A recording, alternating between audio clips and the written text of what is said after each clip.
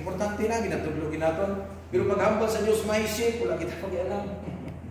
Ang mga problema diri, may ship. So, sino ba ng mga Hudyo ini? Ako na i-summarize. Diri kita sa Deuteronomy chapter 7, verse number 6.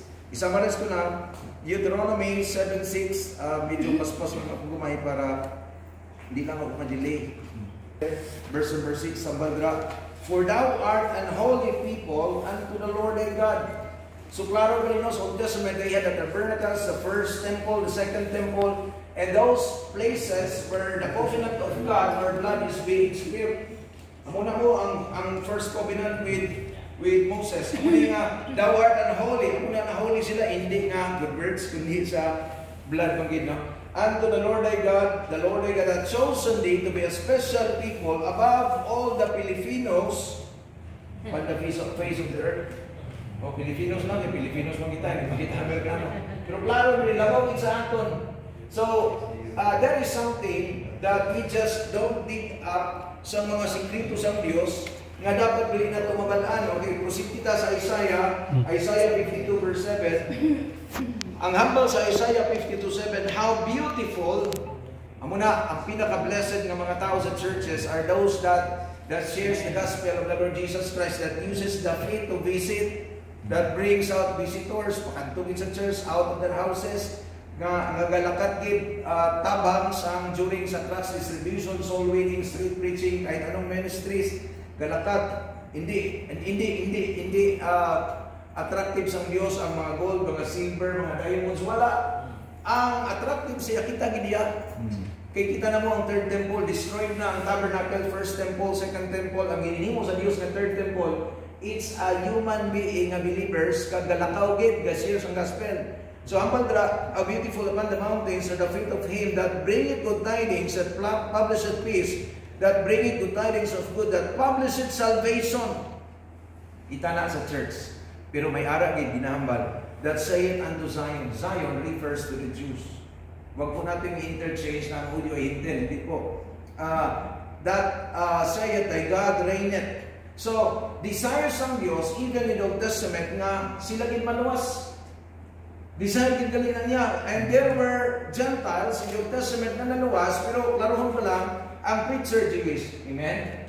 Pero, basahan mo ang Bible, these were the people who were saved because they showed kindness sa mga Hudyo. Si Harlot Rahab, Harlot mo, wala to good works. Sino pa? Ang Ninevites. Nga, nasupply sila sa Israel mo, wala ka overprice. Nasupply sila sa economics. Sino pa? Si King Cyrus sa Isaiah 45. In fact, siya nagpatukod sa second temple. So, ang ginihimo sa Diyos sa verse 3, I will also give thee the treasures of darkness and the hidden riches of secret places. Ang manggaranon, gihimo pa 10 times manggaranon sa Diyos. Hindi ito. Sa New Testament man, araman si Cornelius sa Acts chapter 10, ginpadalan sa anghel, hindi missionary, hindi street preacher, hindi soul winner. Angel get to prove nga gaano ka-importante sa Diyos ang mga katawhan, believers or non-believers, church members or non-church members. Galas and care, importante ang Diyos sa iya. Amo ni ang Biblia. Okay. Proceed tanay, mahambal kita. Ano ba din ang mga hintel? Ari, Acts chapter 13, i-prove ko na importante ang mga Hudyo. Acts chapter 13 verse 42. Dili kita. Sa Acts chapter 13 verse 42, simba na, di ba? Acts chapter 1, 2, 3, 4, 5, 6, 7, 8, 9, 10, 11, 12. Kalawig sa time frame. Pero sa Acts chapter 13 verse 42, ari na tabo. So, starting in the book of Acts, ang mga hintil gali, which I also proved sa Israel, hindi kaging Babylon sa Shabbat Shalom. Ang simba kasi doon, ang Friday 6 o'clock, Saturday 6 o'clock, that's the 7th day. Paawayon ka ba? Hindi nang tama. Ang first day ba, ang 7th day nga pagsimba. Hindi parehas tama. Kasi ang side sa Diyos nga pagka-omega, ginhatag na sa 7 days ng awake mo. That is the last day. Ang pagka-omega sa Diyos, ginhatag sa Hudyo. Ang pagka-alpha, sa dara si Kristo, nabanhaw na, death, burial, resurrection, nabanhaw na siya, hampal sa Diyos, nga dili ka mo magsimba ato nakadabato kay Kristo. So ang pagka-alpha sa Dios sa mga saved by the blood of the Lamb, dili kita sa first day of the week. Amo na hindi kita mangaway sa Seventh-day Adventist kay hindi mo kita sila luwas. Ari di ang luwas. So amo na nakasimple. Amo na ang pagka-alpha sa Dios. Wala na punto nga din ang tama kundi ang pagka-alpha kag omega sa Dios. Okay, continue kita sa Acts 14 verse 42. Hambal nila, naghangyo sila. Hindi na ning Acts 13:42 arin. Naghangyo ang mga Hintil, hambal nila, and the Jews were gone, and when the Jews were gone out of the synagogue, gusto na ang simba. By the way, ang Shabbat Shalom sa mga nagpati kay Kristo, Messianic Judaism Synagogue, that's 6 o'clock on Friday up to 6 o'clock on Saturday. Ang ginatawag natin nga first day of the week, that should begin from 6:01 sang Saturday, kag mag-end sang Sunday, 6 o'clock. God is only Alpha. You cannot worship God beyond the first day because He doesn't like the second. Amo na ang klaro ko nang ginpaagi ta sang Dios sa tawag sila, ginpaagi ta sang Dios ining pandemic. Kag i-erase sa Dios ang simba sa mga Baptist churches sa Pilipinas sa Land of the East sang 6 o'clock lampas. Wala na. Napansin niyo, wala na ganito mo. Ang Diyos na nag-erase, hindi siya pwede simbahan sa gusto mo, sa gusto niya. Siya ang Diyos mo. So, ari diri hambal nila, when the Jews were gone out of the synagogue, the Gentiles besought that these words, preaching of the gospel, might be preached to them also the next Sabbath. Wala man sila lagot to paano. Hindi sila kasulod sa simbahan. Amo ko na pasalamat ko sila dako nga gin-persecute ang first century church ang Israel, ginpamatay sila kag naglapta sila, nagdagan sila sa mga Gentile nations kag naghimo sila churches. Amo na niya natabo. Amo man mga men, di man lang si Paul, si Silas, si Barnabas, si damo na sila. Okay, padayon kita sa Jewish. Now, iklaro ko anay nga diin gali na nagpunto ang paghatag sang Dios sa iya mga bugay nga all the blessings, all forms of blessings. Okay, Romans chapter 9:4-5. Romans chapter 9:4-5. Mamagri, who are Filipinos? Amo ba hindi? Hindi. Israelites kid. Ang ano makita ta diri, the 7 manifold covenant of blessings of God. Sa Hudyo lang ina. Wala kita aton, hambal niyo, who are Israelites to whom pertaineth the adoption. Ga-claim kita sa John 1:12, hambal ni Pablo, sa Hudyo ina. Hindi kina sa inyo, ginang sa John 1:11, the Lord Jesus Christ came to the Jewish people and the Jewish people received Him not. Amo na nalapta sa aton. Sa mga Hintil nations, pero klaro dire, ang pag-anak sa Diyos, ilala ang the glory, Shekinah glory. Ginupuran sa Diyos, the only nation 40 years, His presence became a storm of cloud by day, parang tabunan sila while walking sa desert.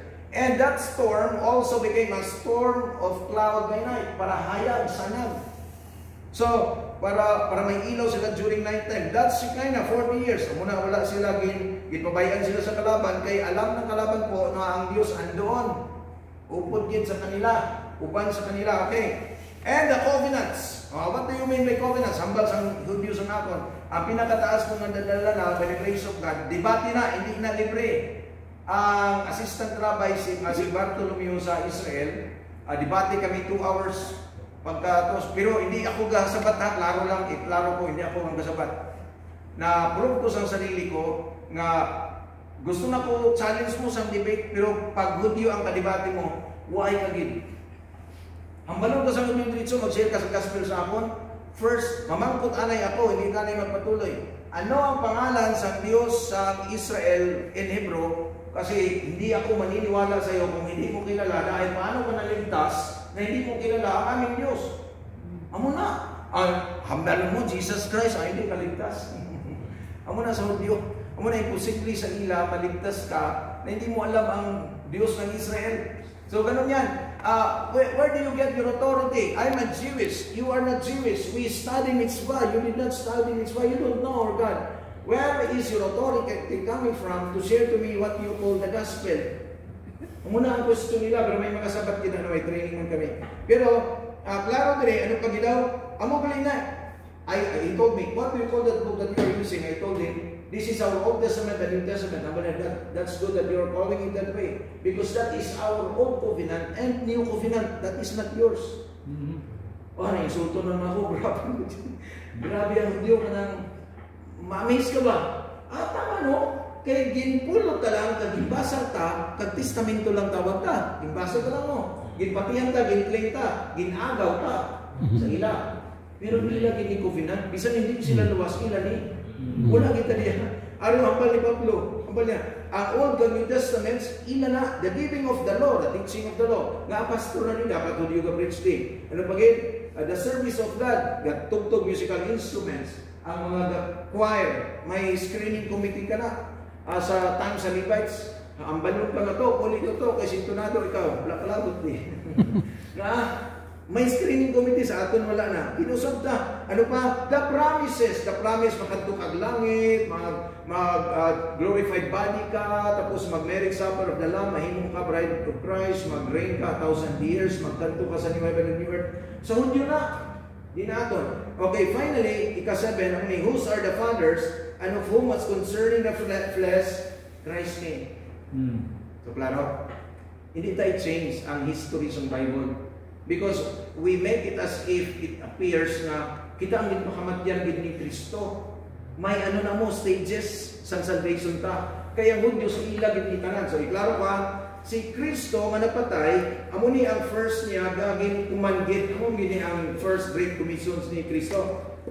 Matthew chapter 10 verse number 5. Amo ni ang una ni ginhambal. 10, 5, and 6. Ano hambal niya? These 12, Jesus sent forth and commanded them, saying, hambal niya, oy, mga disciples, mga apostles ko, the apostles, the 12 of apostles were also technically called disciples. He said unto them, kamo, dosi kamo, hindi niyo i-preach ang gospel ko dra sa mga Pilipino sa Aklan. Wala na sila labot. Wala na labot. Hindi man kamo mag-preach ang gospel sa mga Muslim sa Samaria. Wala, gihapon sila labot. Kung ilan ito ang gina-refer? Pero ang niya sa verse number 6, but kadto lang gid kamo sa mga Hudyo, sila lang gid ang dapat maluwas. Bakit ka klaro gina? Wari pa gid, hindi pa gid kita sila magpati. Luke chapter 4 verses 43 and 44. Paspasan ko lang gid pero kadto ta dra karon. Luke chapter 4 43 and 44. The same person, the same God, si Jesus Christ naghambal. Because he was 100% God, he was 100% man. And he said unto them, verse 43, and he said unto them, hambal ni Kristo, I must preach the kingdom of God to the Gentiles. Hindi.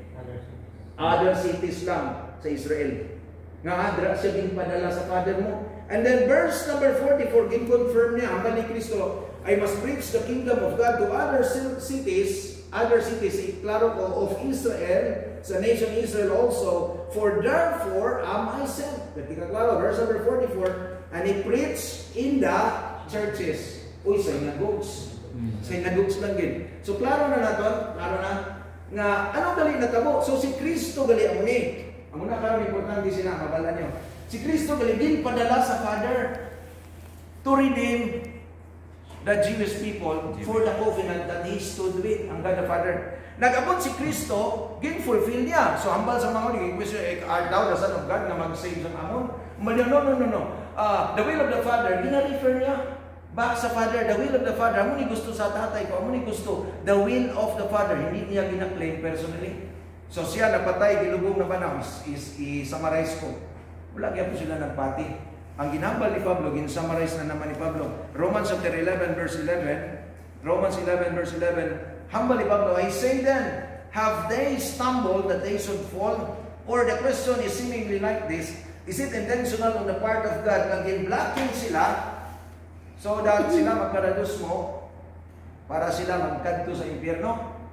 Hambal ni Pablo, God forbid. But ang ginambal na gin-klaro niya, that's not the plan of God, that's not the will of God. God does not allow that, but rather, through their fall, ano daw? Salvation is come unto the Gentiles. So, klaro ba? Amo niya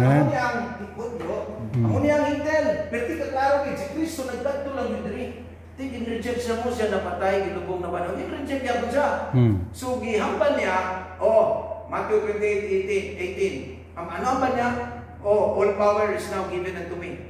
To confirm that, Philippians 2:9 and 10. 11. Hambal niya, to the glory of God the Father, every knee, the name of Jesus, every knee should bow. Ano daw? Things of heaven.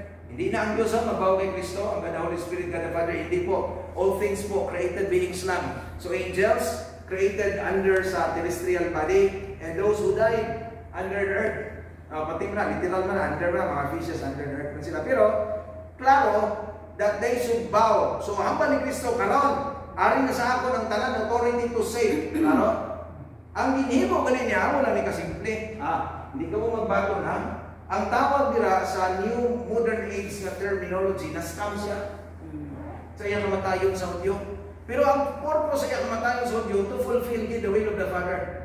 Karon kay hindi mo sila magbaton, gindiretso ni Pablo, di gali ka mo magbaton na, so si Kristo nag-decide, hindi ko mo magbaton na, ihatag ko ang kaluwasan diri sa mga hintel. No prerequisite, no requirements. Sino po sa inyong mga pastor makapagsabi that you are able to memorize 3 verses from the Bible before kayo naligtas? Ang answer po, 0. Tayong lahat, walang kung meron ka mang na-memorize na Jesus wept, di po rin naintindihan.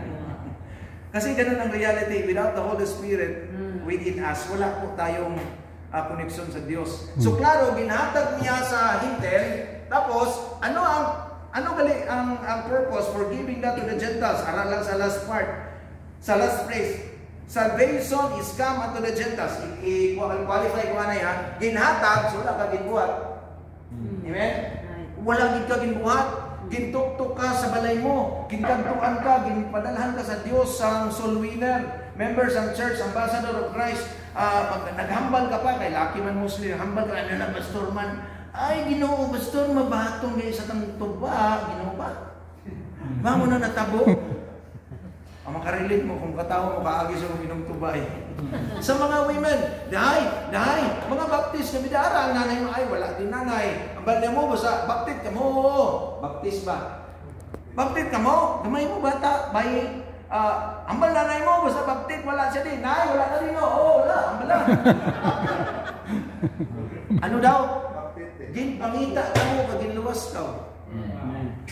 So, nakita ta ang difference sa salvation sa Hudyo kag sa Hintil. Amo na, importante naton mabalaan nga kinigalitan at benefits naton dinhi sa aton sa Hudyo gid dinhi. Ang tawag sa kaluwasan ta gani. So, amo ni ang tawag sa kaluwasan sa Hudyo, Romans 11 verse number 5. Summarize ko lang. Romans 11:5. Hambal diri, even so at this present time also. Present time, ano ni Laodicean church age. This present time, pila lang Hudyo maligtas, klaro po sa Bible. Hambal dira, even so then at this present time also, there is a remnant according to the election of grace. Ano po ang tawag? Hindi nga ito ni pareha sa klaro sa Bible, God. Ano ang tawag sa kaligtasan ng Hudyo? Grace by election. Nga, sealed by the blood of God mo sila. Tapos sila ginkantuan. Hindi na tsamba. Amo ganina ang Hudyo, blessed man sila physically kag spiritually, ara ang tanan manggad sa Dios blessings physical. Pare lang Hudyo magnegosyo, ikaw maputo siya hindi. Nga, sino ang mag-aralan sa mga nation sa Pilipinas? Sino? Hudyo. Ayala, Hudyo na. Sobel, Hudyo po yan. Rabbinic Judaism yan. Ang dami yan. Mga Rama, mga Rodriguez, mga, ay kadamo kadamo, mga Zimmerman. Sumpong mo lang nabalaan. Ayala, Ayala. Okay, iklaro ko lang, ano daw sila? Grace by election. Bakit po? Kahit ayaw na ayaw nila, ito po yung grace by election, ito yung just like seemingly in the classroom. Hindi ka gusto ma-president, pero tanan gid mabuto sa imo, ginapugos ka o hindi mo gusto. Amo man nagatabo sa audio, ginapugos gid sila nga maluwas, election mo. Kay logi ang Dios, na-scam na galing siya. So, ang buhaton galing sa Dios amo ni. Para sa aton nagakapuot sa mga audio, ang priority ihatag ko na yung verses sa Romans 2:9 and 10. O mahambog tabaw, makadto na ako sa langit.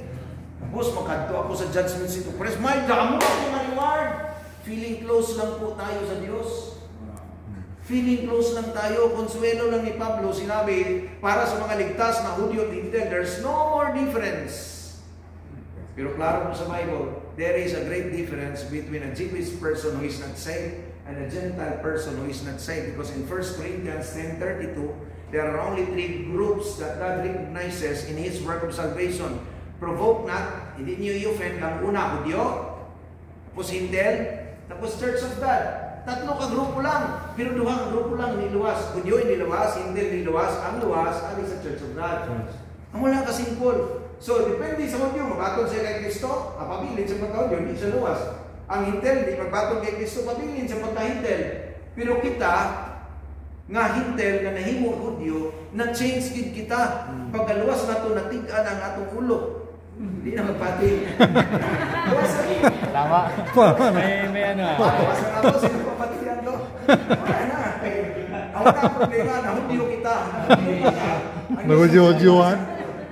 Ari na nakita tani sa hindi mga replacement theology mo kaya wala na gina-comment ng replacement theology kay hindi mo ma-replace ang Hudyo sa tagipusoon sa Dios. In the heart of God, you cannot really replace the Jewish people because that is amo na aging samba sa Dios. I am the same God yesterday, today, and forever. It will never change ang sitwasyon. Okay. Ano daw sa curse kita? Curse. Verse 9. Tribulation. This is a suffering of human beings on earth. Anguish is a suffering of a soul in hell. Ano na ang difference na? Upon every soul of man that doeth evil, diin ipanish ang mga taong gahimo sa laod, mga sala. Great white throne judgment. Oh, sino ang una itsa sa lake of fire? Jew first. Nga, sila gani ang insulatan lang sa Ten Commandments written by the fingers of God. Sila, una itsa to. Wata? Sila lang.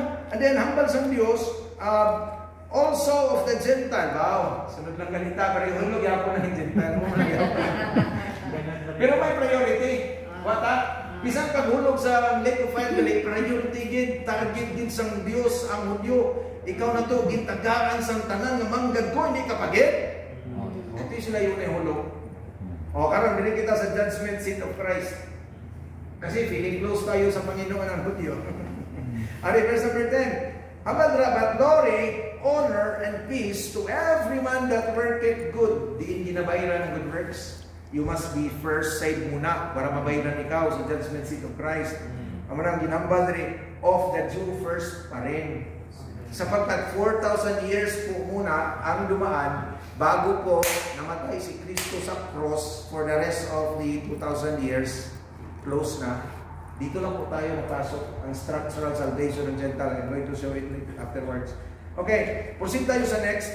Now, why is it important for us to really consider these things? Kasi nga, sa pag tayo po'y namatay na, Matthew chapter 25 verse number 40, proceed tayo sa judgment seat of Christ.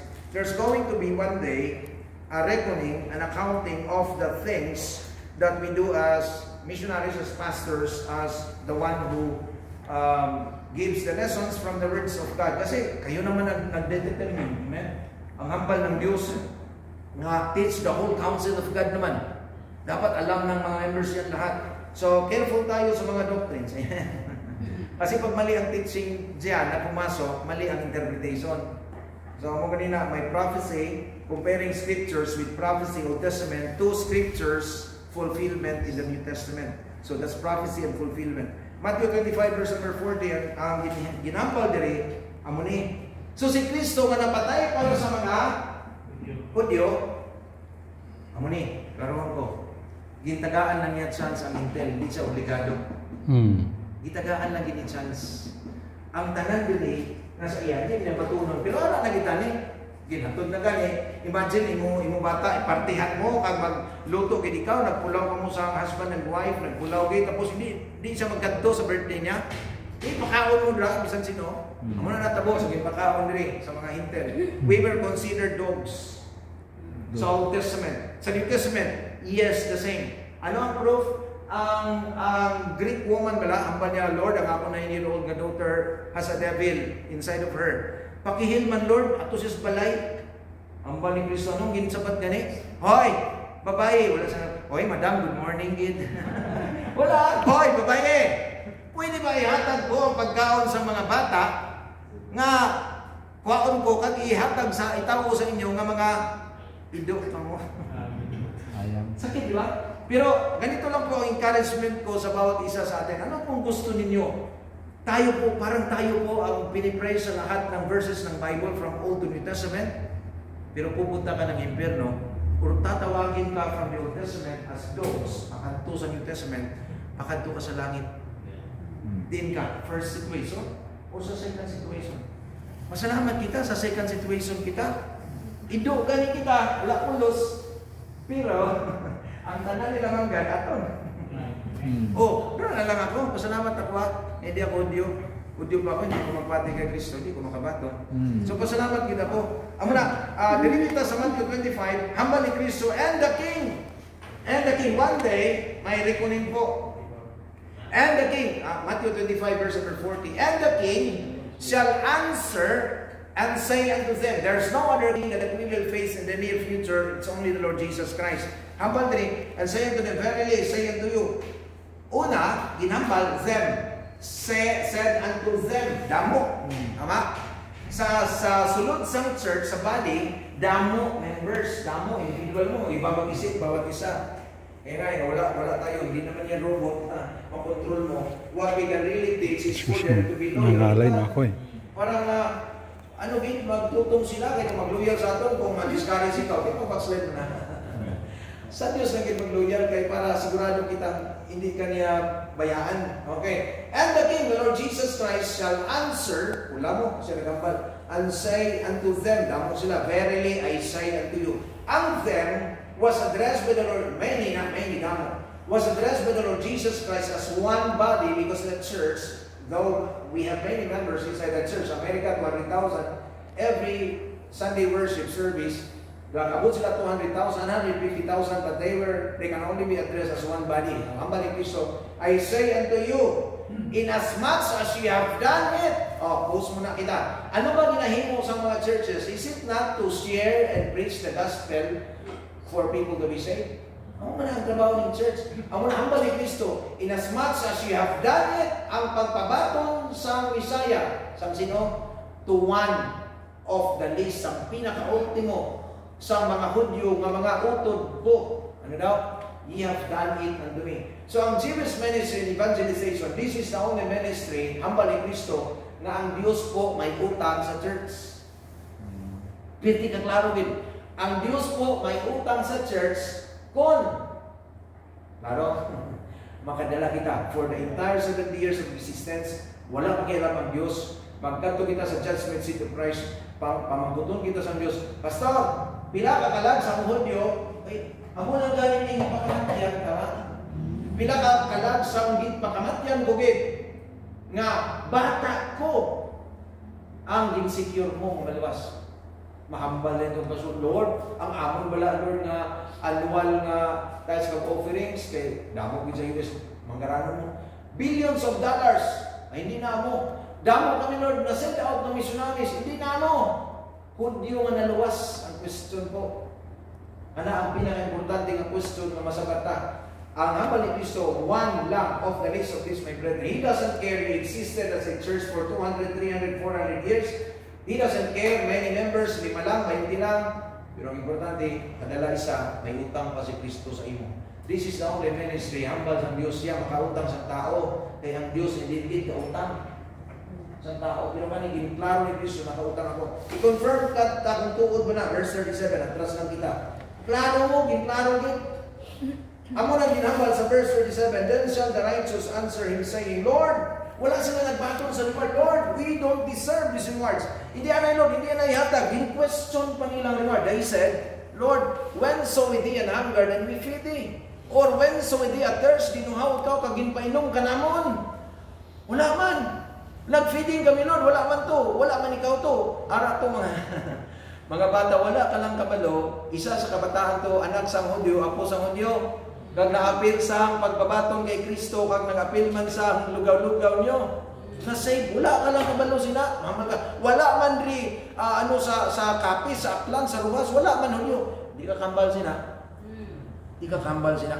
Kay si Sara bitaw, wala ka man galing si Sara Duterte, hindi mo man alam na Hudiya na.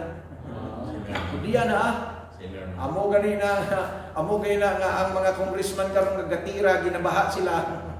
Ginpadalhan sa Dios immediately 5 ka bagyo sa ila lang wala diri.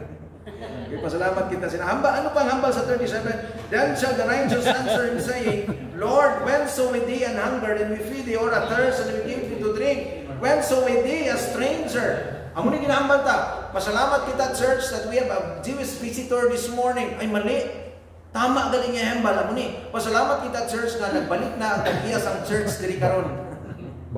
Owners mo ang ginambal sa Bible. Sino galing ni amo na ang ginadala namon Jeremiah chapter 31 verse 31 sa Hudyo ni share the gospel. Don't you know that there is a new covenant? Wala ka na naton gintun-an. May ara new covenant. Basahon ta para makita nila. Patapos na ko. Hindi naman problema. Patapos na ko. Dili kita sa Jeremiah 31 verse 31. Iambal ko na lang. Behold, the days come, saith the Lord, when I will make a covenant, new covenant gali, with when I will make a new covenant with the house of Israel and with the house of Judah after those days.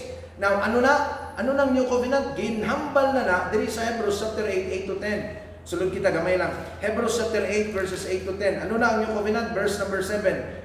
Ang first covenant dali, amo ni ang in-question rin ni Pablo, if the first covenant had been faultless because this was the covenant of God for salvation of the Jewish people through the blood of the animal sacrifices. Pero hambal niya kaning new covenant, hambal kay sa verse 8, for finding fault with the first covenant nga kay Moses katong salvation through the blood, no, sa mga animal sacrifice nila.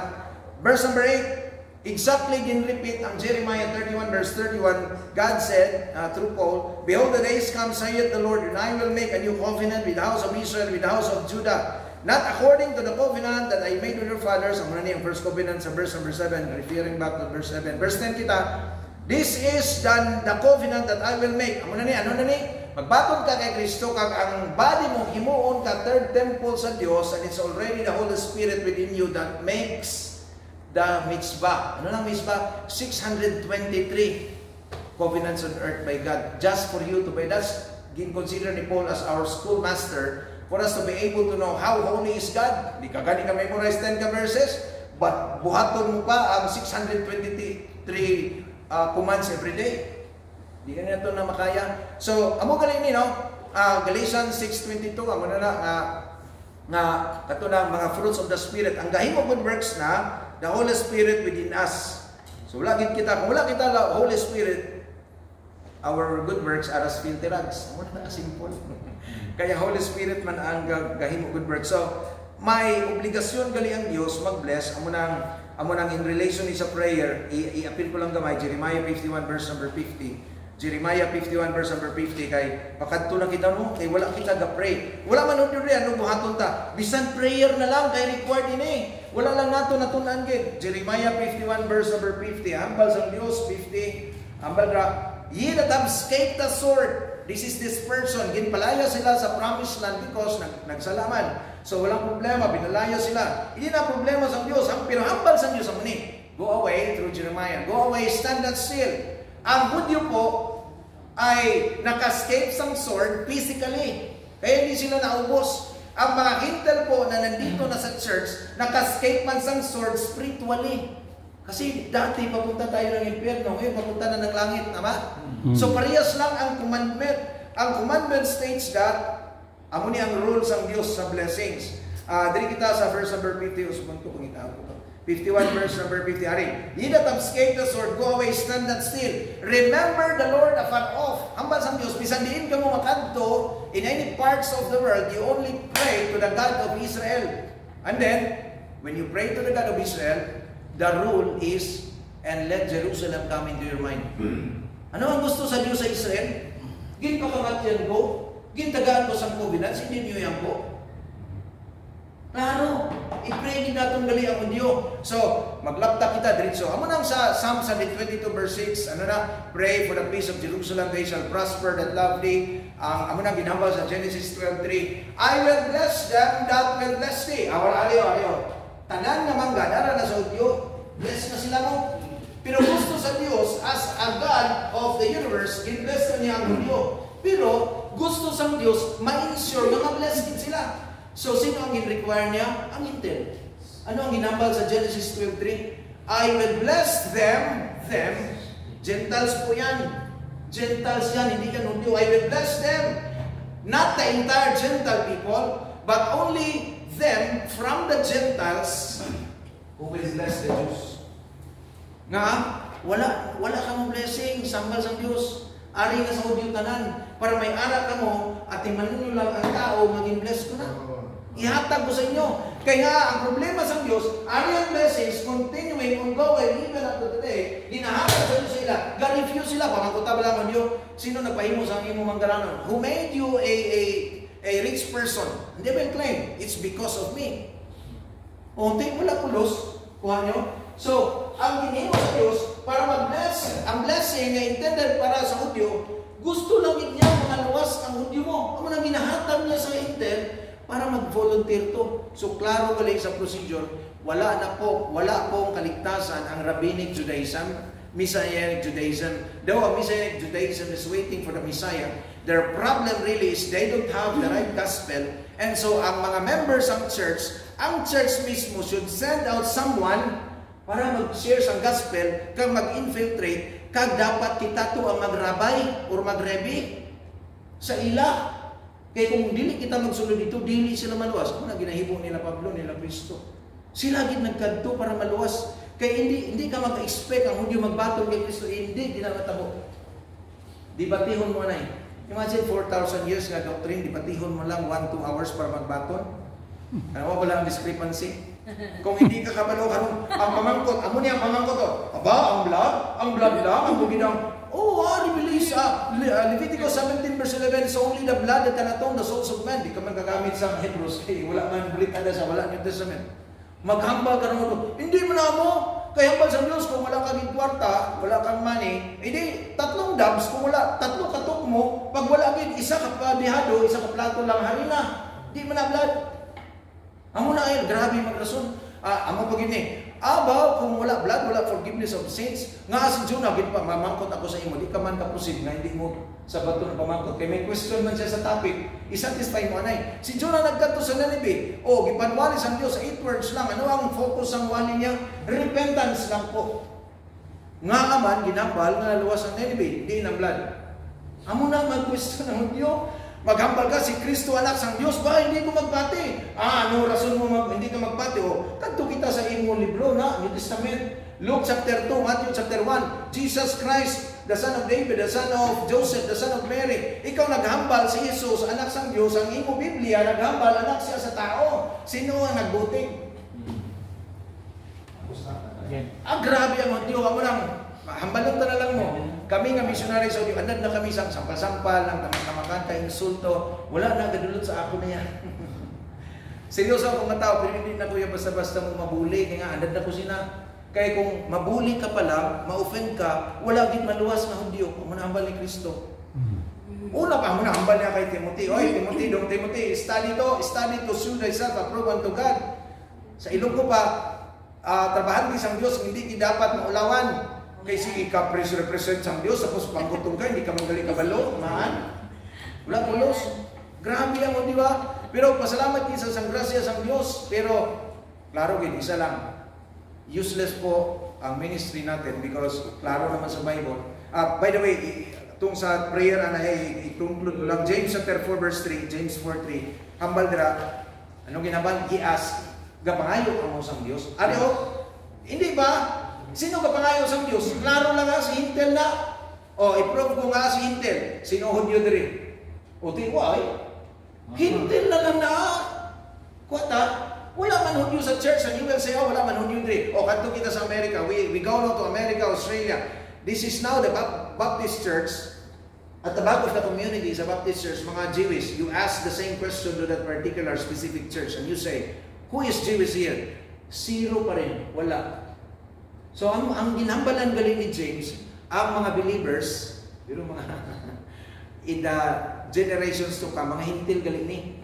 Gapangayo ka mga hintil ka mo, pero wala ka mo ginasabat.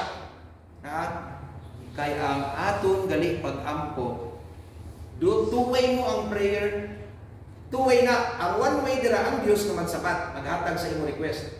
Kag ang another way dira, ikaw nga mag-request. Paano mo makumbinsin ni? Kuwata? Two-way na mo i-convince mo ang Diyos para ihatag sa imo. Pero ang sa Diyos, hindi mo makumbinsi kung hindi mo appeal ang gusto ko. So that's the win-win solution from God. Kung gustuhan mo ang gustuhan ko, i-appeal mo lang ni Jesus. Simple lang. Lord, i-promote mo ako, Lord. Pero siguruhon mo ang mga Hudyo. I-appeal mo. Bata mo, wala scholarship, di makaswela, Lord. Ang mga bata, Lord, 17 years old mo, tapos lalaki, bata mo, hambal mo, Diyos, Lord. Ang mga bata, Lord, sa mga Hudyo, mga 17 anyos na gusto magbuha sa civil engineering, pero wala, Lord, ikagasto. Tagaan mo sang scholarship. Ano ang in-pray mo para sa Hudyo? Mo to ihatag sa Diyos sa imo. Simple lang po yan. Ano ang request ni David? Request ni David tayo. Police ka ang mo. David, Lord, ano prayer ni David? Lord, padalo mo, Lord, sa bisan 10 kapiso lang ang mga Hudyo.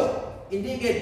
Ang prayer ni David, Lord, wais mo, wais. Lord, send now prosperity to thy people. Sa inyo ko, Lord, himuon mo gid manggaranon ng mga Hudyo. Question, sino nang manggaranon? Siya. Si David. The prayer of Jabez. Ang bal ni Jabez. Maro si Jabez mo. Maalam. Lord, enlarge my cause, Lord. Padamuha ang duta ko. Lord, padamuha ang duta ko. Dapat sa baton mo manggod na aging request mo. Muna sa audio mo. Lord, mangayo ako sa piso kaya mo ni mo. Explain mo na. So, hambal ni Jabez, Lord, enlarge my cause para ang mga Hudyo nga mga siguro transient or mga wala duta, dili ko na papuyon kay kalipay din ako nga mga Hudyo din magpuyo. O, tingin tagaan siya. Iba po, iba.